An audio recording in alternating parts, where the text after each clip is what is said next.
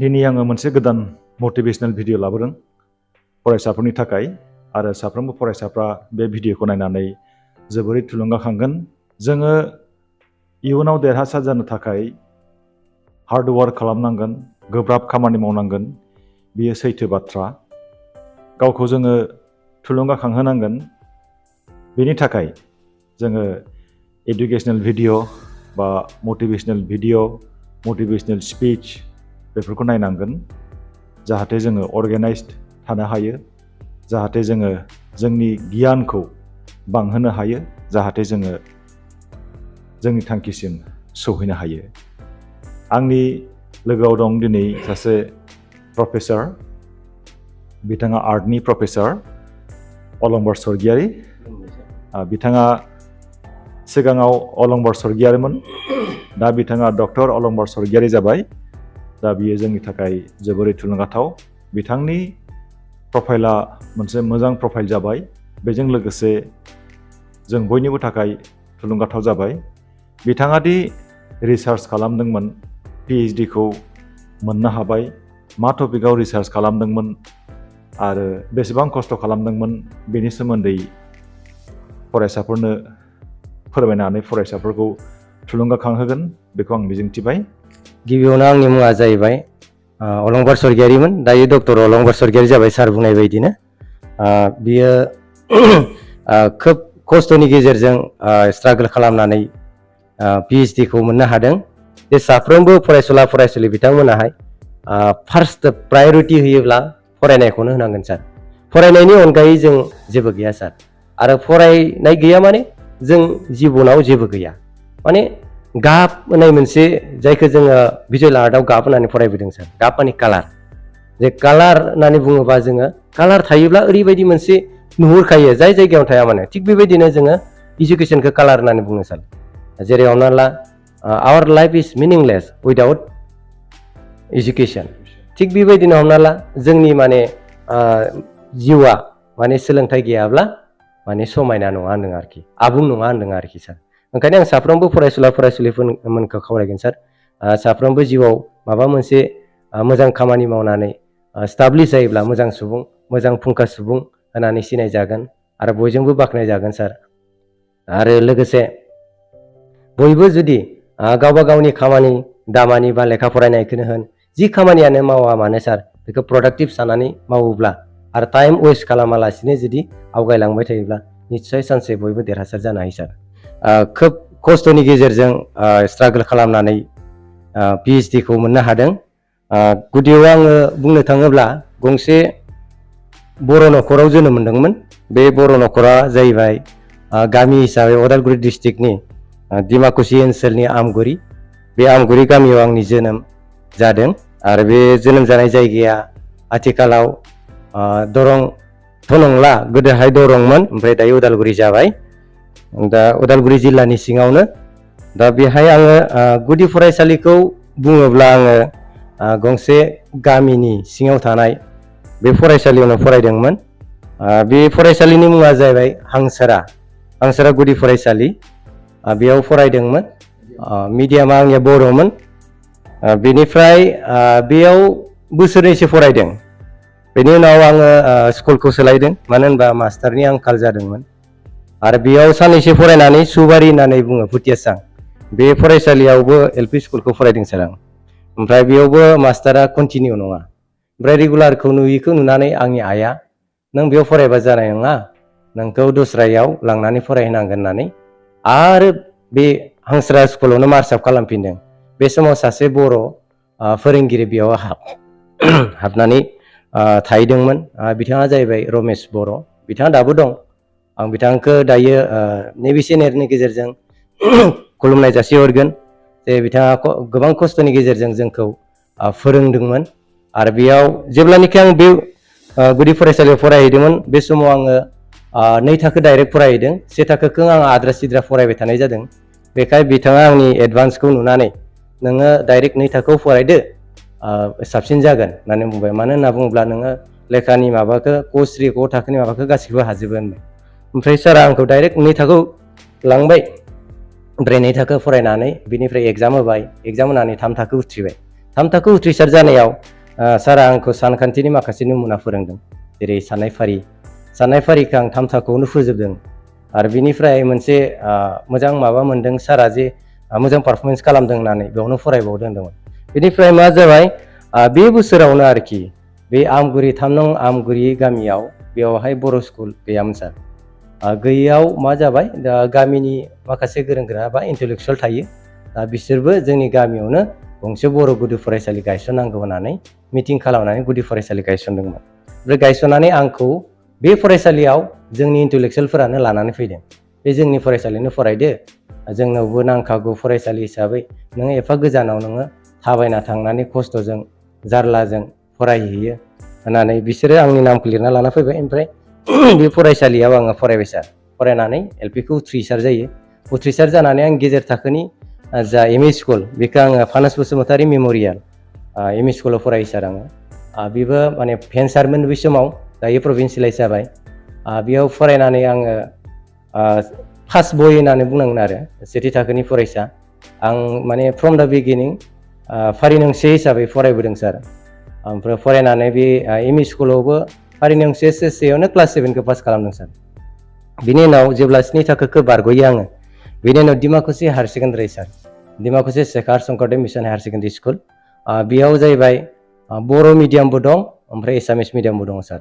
Introduce खालामनाय बे जोंनि जा मिडियाममोन, बेयाव आं बर' फरायदों सार। बर' फरायनानै बेयावनो जेब्ला आं 8आव एडमिसन खालामफिनदोंमोन, बेयावबो माखासे गोदान गोदान लोगो मोनदों आरोखि, गोदान गोदान लोगो मोनबाय। प्लास ओमफ्राय आरो बेयाव जेब्लानोखि माने 8 पास जायो, अब्ला आंनि जेब्ला आं 8आव एडमिसन लायदोंमोन, आंनि रल नम्बरा 44मोन सार। बेनि उनाव जेब्ला आं क्लास 9 जायो, आंनि रल नम्बरा 2 जायो। ओमफ्राय जेब्ला क्लास 10 जायो, बेयावबो आं 2आनो थायो आरोखि। मानो होनबा जोंनियाव सासे एडभान्स लानाय सासे लोगो दंखायोमोन, बे एसे स्ट्रंसिनमोन आरो लेखा फरायनायाव एसे टाइम होनो हायोमोन जानो हागौ। हयथ' आंनि खेथ्रआव आङो बेसेबां माने लेखा फरायनाया इफेक्टिभमोन बेखौ आं सानस'नो हायामोन। आं फरायनांगौ हिसाबै। ग्रेजुवेसनाव आङो सार ओरैनो पलिटिकेल साइन्स लादोंमोन। अपटेट खालामनाय जादों मेजरखौ। मेजर अपटेट खालामनानै ओमफ्राय आङो माबायाव फाइन आर्टआव फैदों सार। फाइन आर्टआव फैबाय सार। फाइन आर्टआवबो बिदिनो क'क्राझाराव फैबाय सार। बेयावबो ओरैनोथ' दा इन्टिग्रेट जाबाय, बोसोरब्रै जाबाय, आवगाय बोसोरबासो लायोमोन सार। दा बेयाव हस्टेलाव थाना बेयाव फरायबाय। बेनिफ्रायबो मोजाङैनो उथ्रिबाय सार। बेखौ उथ्रिसार जानानै ओमफ्राय आरो आङो मा खालामबाय सार, एसे फरायबावनो होननानै न'निफ्रायथ' फरायनांला जाबाय, नों माबा मोनसे मावदो होननानै बुंदों आरोखि। ओमफ्राय आसाम इउनिभारसिटि सिलचराव आङो जोंनियाव मानसिफ्रा आर्ट होनना बुङोब्ला सार आखिनायल' होनना सानो। आरो आर्टखौ लानानै माने बेयाव मोननै माबा दङ सार, सेक्सन दं। मोनसे आर्टआ जाहैबाय फाइन आर्ट, जायखौ जोङो बेयाव मेनुवेल थानो हागौ, कम्पिउटार एडेड जाया जानो हागौ। आरो मोनसेया जाबाय भिजुवेल आर्ट सार। भिजुवेल आर्ट होनना बुङोबा माने अलराउन्ड इमप्लिमेन्टेसना कम्पिउटार एडेड आरो मेनुवेल, प्रेक्टिकेल प्लास माने ड्रामा स्रामा गासैबो हाबजोबो सार, इन्टिग्रेसन। बेयाव अल कुवालिटिखौ नायनाय जायो आरोखि। ओमफ्राय आं दा बे आयदानिनो मोनसे पार्ट सार, बेखौ एप्लाइड आर्ट होनना बुङो सार। बेयाव एप्लाइड आर्टआव जायो, बेयाव हमनानै ला कम्पिउटार ग्राफिकनि खामानि जायो, मेनुवेल माबा डिजाइनफोरनि खामानि जायो, पस्टार मेकिंनि खामानिफोर जायो। ओमफ्राय बेयाव माखासे मेगाजिननि केपसन बा माबायदि केपसन लिरनांगौ, कपि मेटारा मा, केलिग्राफिया मा, आरो बेयाव स्ल'गानफोरा मा, बेफोरनि सायाव एडभार्टाइजिंखौ लानानै स्टाडि खालामनाय जायो सार। ओमफ्राय बे आयदायाव आङो पास खालामो सार, एप्लाइड आर्ट आयदायाव, भिजुवेल आर्टनि आसाम इउनिभारसिटिनिफ्राय। आरो बे एप्लाइड आर्टआ जाहैबाय मोनसे भिजुवेल आर्टनिनो बाहागो सार। दा बेयाव बेनिफ्राय आं सार मा खालामबाय, बोसोरनै न'आव थाहैबाय पास आउट जाखांनानै। मोजाङैनो पास खालामदों सार, आं फार्स्ट क्लास मोनदों आंनि बेस्टआव। आं बर' हिसाबै आं सासेल'मोन सार आं। बेनि उनाव बेखौ पास खालामखांनानै गामियाव थांबाय सार आं। गामियाव थांनानै मा खालामबावनो होननानै, ओमफ्राय फरायखांनानैथ' एसे बोरैबा जायोना सार, खामानि दामानि गैया, मा मावगोन बिदि, जाहाथे बिदि कनफिउसा फैया होननानै जों मा खालामबाय, सानैसो लोगोफोरजों रायज्लायनानै गंसे कलेज खुलिदोंमोन सार जोङो, NRDS। बे NRDSआ जाहैबाय ओरैनो माने भार्बेलि लिरनाय आरो, नेसनेल रुरेल डेभेलपमेन्ट होननानै बुङो। दा बेयाव कम्पिउटार एडेड, बे मेन अफिसा शिलपुखुरियाव दङ सार। आरो बिनि आन्दारावनो जों कम्पिउटार सेन्टारबो खुलिदोंमोन, दाबो दङ डिमाकुसियाव बे NRDSआ। आरो बेयाव आङो बोसोरसे फोरोंदों सार आं, कम्पिउटार ग्राफिकनि एसे पार्टखौ आङो फोरोङोमोन।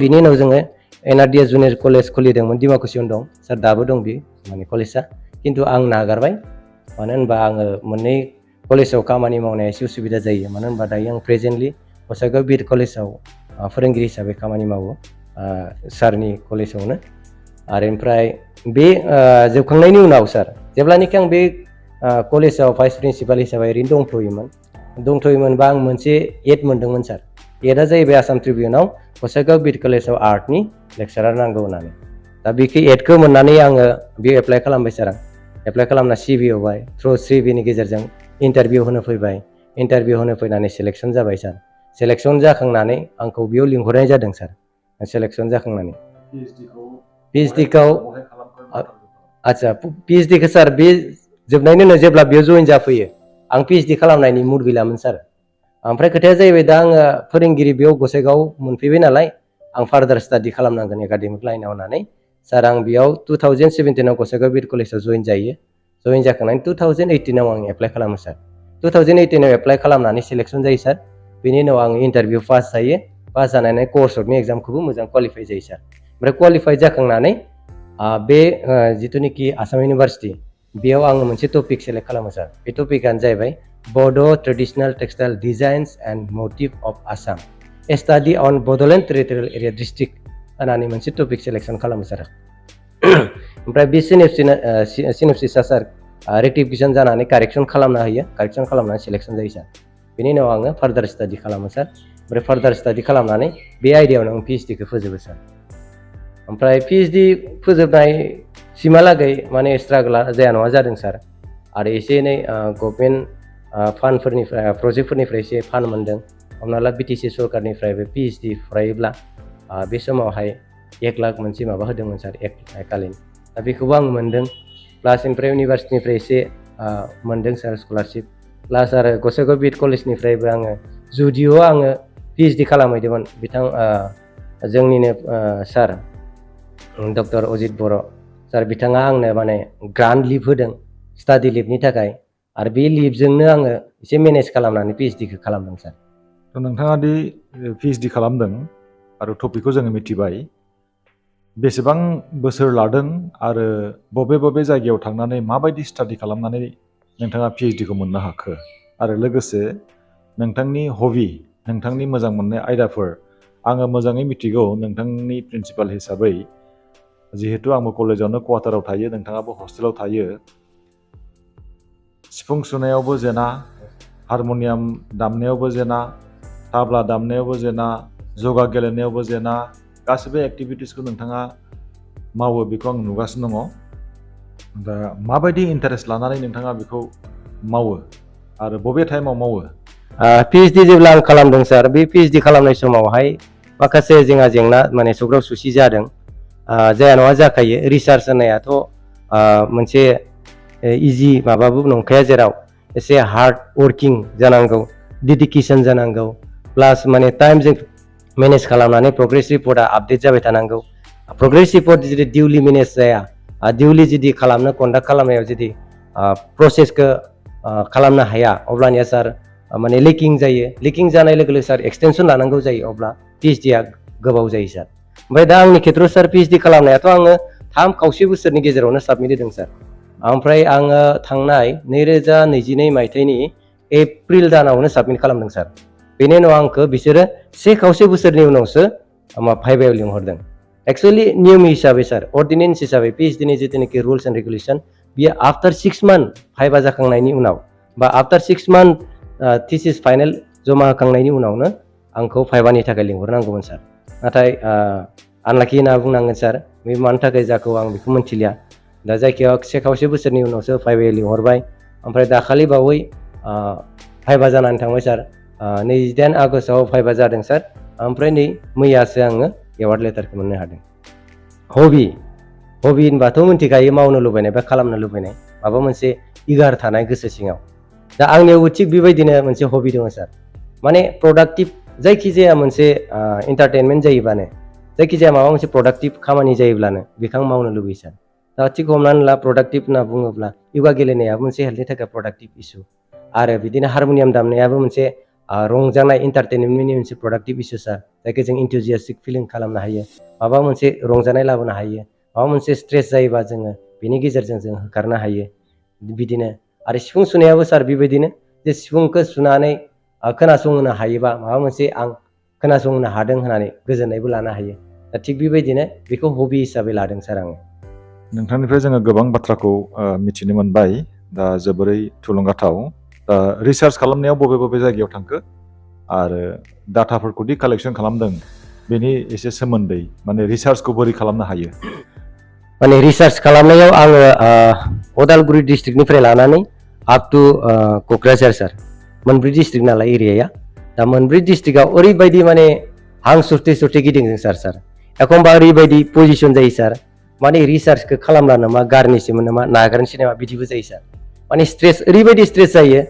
जेन माने गाव थाल गैया मा लिंफ्लांदों दा सोरजों मा रायलायदोंमोन दसे सिगाङाव बेखौबो सार मेम'रि खालामनो हानाय केपासिटिया एसे खम जायो माने बे सानब्रेनाया बारा जायो सार दा बेखौ जों सानब्रेनाय जादों होननानैबो जों नागारनांगौ बेबो खोथा नङा सार दा रिसार्चआनो जाहैबाय माबा मोनसे माने बे बुस्थुआ गोमालांदों बा बे बुस्थुखौ जों डेभेलप खालामनांगौ बा बे बुस्थुखौ जों बुरखांनानै डकुमेन्टसो बानायनांगौ रिसार्चनि ओंथिया बे सार दा अथेन्टिक जानांगौ दा जुदि रिसार्च जुदि खालामनांगौ जायोब्ला बहुत जायगायावबो गिदिंनांगोन सार ओमफ्राय इन्टारभिउ सिडिउल जागोन अबजारभेसन जागोन सार्भे जागोन कुइसनेयार मेथडफोरबो जानो हागौ सार ओमफ्राय आंनि बेलायाव सार आङो बेबायदिनो आनस्ट्राक्चार इन्टारभिउ लादों आनस्ट्राक्चार कुइसन खिन्थु गासैबो डिटेल्स सार बहाबा जिपिएसबो थानांगोन बहाबा उइथ फट'बो थानांगोन इनफरमेन्सजों रेलेभेन्ट फट' थानांगोन सर्स थानांगोन सार दा आङो खायसे खायसे बाक्सायाव गिदिंनायाव सार ओरैबायदि जायगायाव गिदिंदों जे जाय जायगायाव स्कुटिबो थांजाया सार ओमफ्राय बेयाव